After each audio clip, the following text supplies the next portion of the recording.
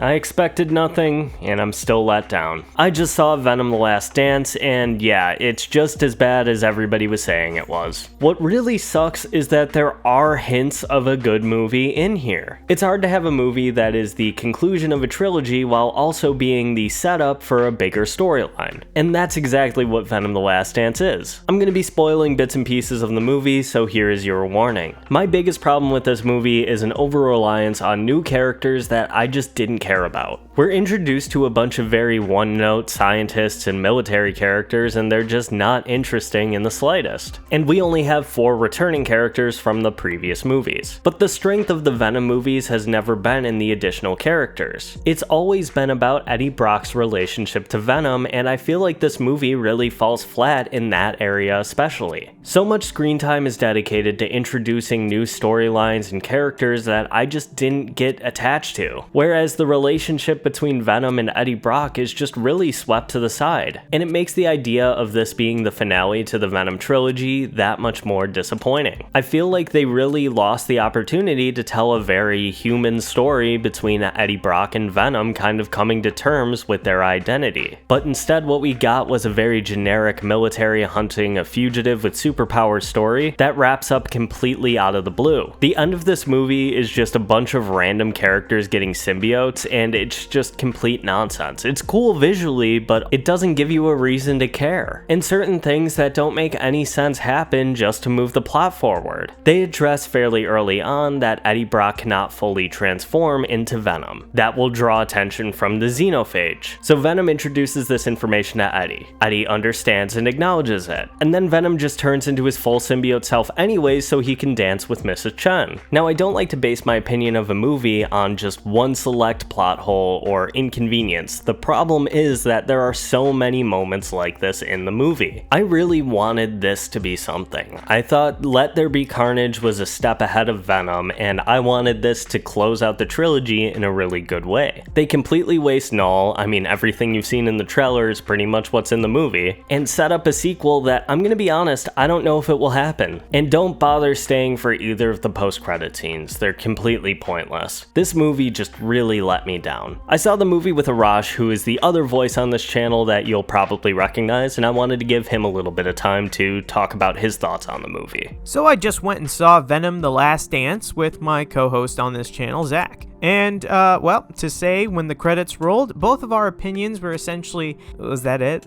That was the whole movie? Basically, like, for the no spoiler part of this review, I will say that the third act was pretty fun, like most other people have said, but, oh my god, most of the first 2 acts of the movie dragged on so slow, and for that reason, it just kind of killed my excitement. Something that Zach said while we were leaving the theater was, I didn't really care about anybody else except Eddie and Venom. And you know what? I completely agree with that. They had this one scientist lady, played by Juno Temple.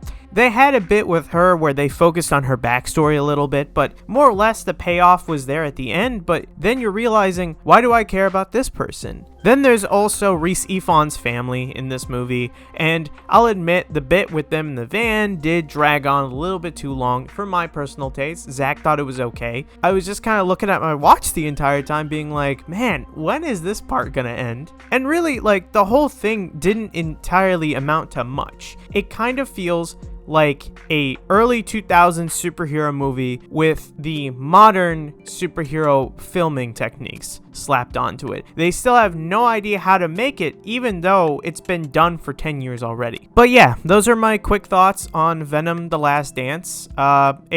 It's mildly okay. At this point, it's more of a movie that you put on into the background while you're like folding laundry or something, honestly.